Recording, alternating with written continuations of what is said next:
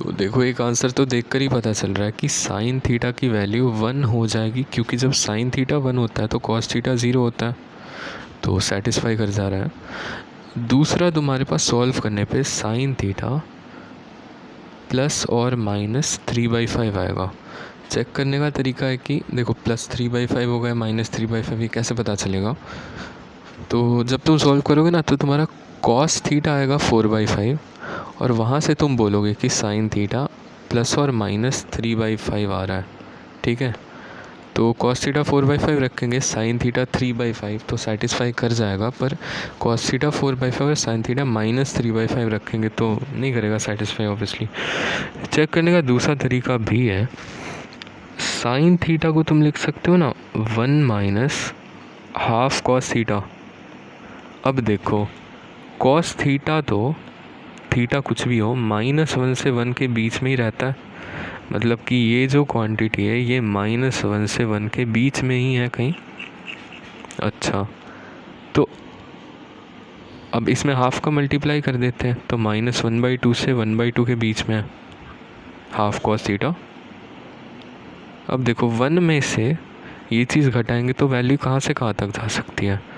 एक तो ये हो जाएगा 1 + 1/2 दैट इज़ 3/2 मैक्सिमम, और सबसे ज़्यादा घटा दो 1/2 तो 1/2 बचा। तो यानी कि ये पता चल गया कि साइन थीटा जो है ना वो 1/2 से 3/2 के बीच में है, यानी कि साइन थीटा क्या आ गया? पॉजिटिव आ गया। तो जो आंसर आएगा वो पॉजिटिव ही होना चाहिए। ठीक है, अब कॉस थीटा का ऐसा है कि कॉस थीटा भी चेक कर ही सकते हो, क्या दिक्कत है? 2 × 1 माइनस साइन थीटा। अब फिर वही तरीका, साइन थीटा तो -1 से 1 के बीच में है ना, तो 1 माइनस -1 तो 2 हो गया और 1 - 1 0 हो गया, तो ये क्वांटिटी 0 से 2 के बीच में है। तो बेसिकली कॉस थीटा भी पॉजिटिव में आएगा। ठीक है, तो अब चलो सॉल्व कर लेते हैं एक बार। इधर ले जाएंगे तो कॉस थीटा को तुम 1 माइनस साइन थीटा लिख सकते हो। अगर ऊपर नीचे 1 प्लस साइन थीटा से मल्टीप्लाई डिवाइड करते हो तो उससे फ़ायदा क्या होगा कि ये बन जाएगा कॉस स्क्वायर थीटा,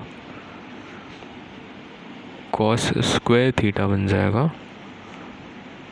और 1 प्लस साइन थीटा नीचे। ठीक है, तो इसको हटा देता हूँ अभी।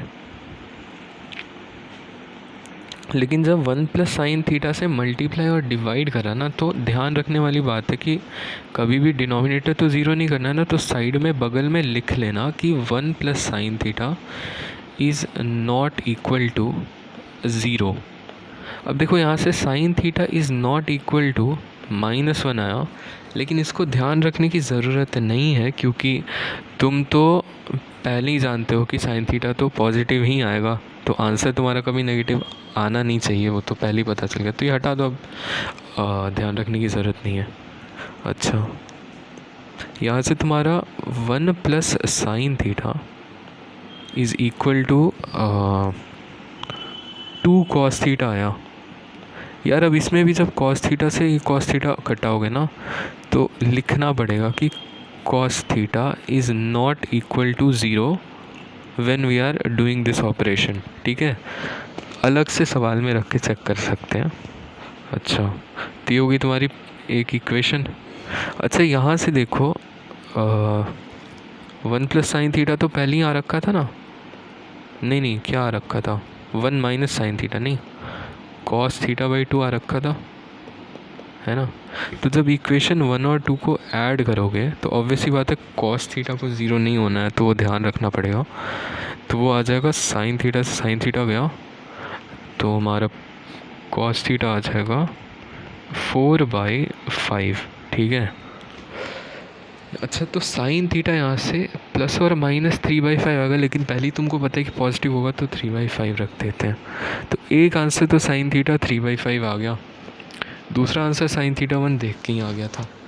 अब तुम बोलोगी पर साइन थीटा 1 है तो कॉस थीटा तो 0 होगा, पर कॉस थीटा तो 0 होना नहीं चाहिए। अरे भाई, जब ये ऑपरेशन कर रहे हो तब कॉस थीटा 0 नहीं मानना है ना, वरना इसको काट नहीं पाओगे।